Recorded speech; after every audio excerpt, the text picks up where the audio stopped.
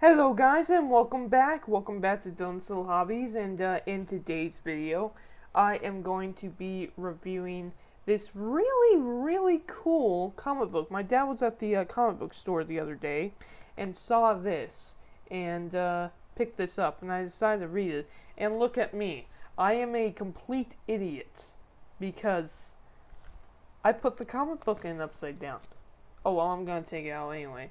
I put the comic book back inside it, upside down, like a total dork. I should not have done that, but we're gonna pull this out here anyway.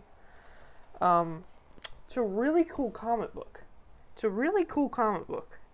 I was actually really surprised at how much I ended up liking this comic book, because I'll be honest with you, other than the Darth Vader comic books, I really haven't been a fan of the content that they've been creating for the Star Wars comic books. I mean, some of the Luke Skywalker stuff is kind of cool, and I absolutely loved that one comic book about Anakin and Obi-Wan. That was pretty darn cool. But when it comes to this particular comic book, my dad kind of picked it up and decided to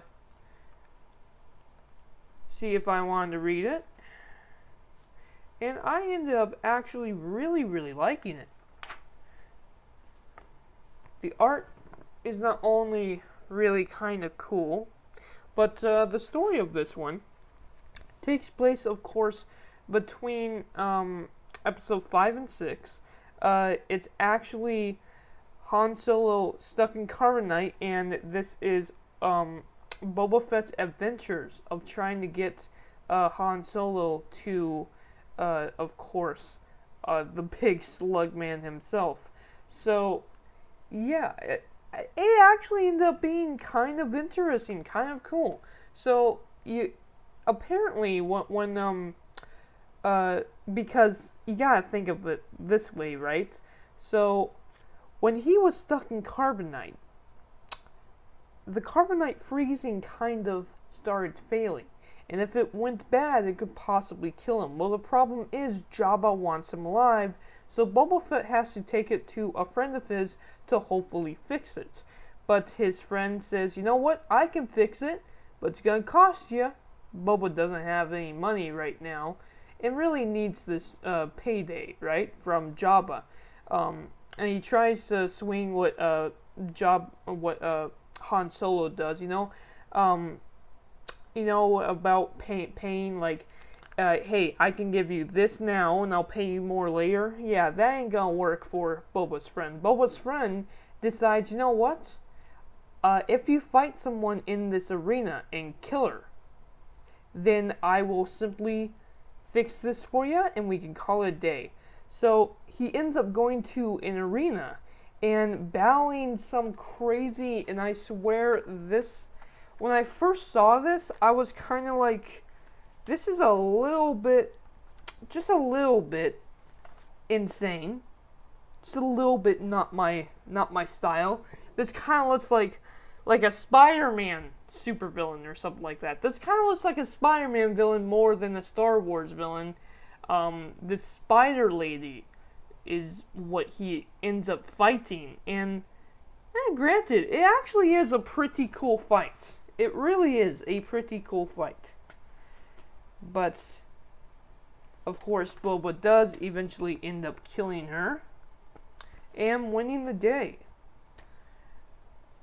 Except, of course, the guys who was in charge of the arena wanted their payback. So, they, of course, killed Boba's friend. And then they also took Han Solo. So I'm assuming in the next issue that Boba Fett is going to somehow have to find Han Solo again and get him back. This is the kind of storytelling that I don't mind when it comes to the comic books. It's when the comic books try to elaborate and change something just for the sake of changing something. That's when I have an issue with it, They try to elaborate on some things that really maybe shouldn't have been that elaborated on. And I mean, some of the adventures can be entertaining, but sometimes you're putting so many adventures out that a lot of the times they're just pointless, boring stories. And it's not very well. And I mean, the Darth Vader comic book, what they did in this latest issue, the Darth Vader comic book, oh my god, and I did make a rant video about it, link that here in the card. Yeah, what they did with the Darth Vader comic book, they basically just ruined Darth Vader. Now, could they also kind of ruin Boba Fett? Yes, but this is kind of an interesting story. It never really occurred to me about Boba Fett having trouble getting Han Solo to Jabba's place. And I kind of like the idea to fill in some of the blanks, fill in some of his story, you know. It's just a fun adventure. Is it really that necessary? No, we know he's going to get Han Solo back. We know Han Solo ends up at Jabba's place. But it's a fun little adventure. I don't mind that. As long as they don't change anything dramatically, because that's what these comic books tend to do, guys. They tend to come up with stories that don't make sense within the Star Wars continuity, and then they retcon the continuity of Star Wars. And I have problems when they do that, but a good little fun adventure like this, I think it's just fine, and I can't wait to see more. I can't wait to find out the next issue of this. The next issue should be really entertaining. So yeah, Star Wars War of the Bounty Hunter ends up being a really good comic book. Go ahead and check it out, guys. You guys should really kind of go ahead and check it out. And I'm gonna put this back properly this time. I'm gonna put it back properly this time. Hopefully not rip it. Okay, good. I didn't rip it. And I'm probably just gonna keep this on my shelf, because the art is pretty darn cool. Also, check this out. This is the alpha issue. That's pretty darn cool. Thank you guys for watching, and let me know down in the comments below. What do you think about the Star Wars comic books in general? Which ones do you like? Which ones do you think I should read? I have tried to get into a couple of other comic books, but eventually they just aren't my style.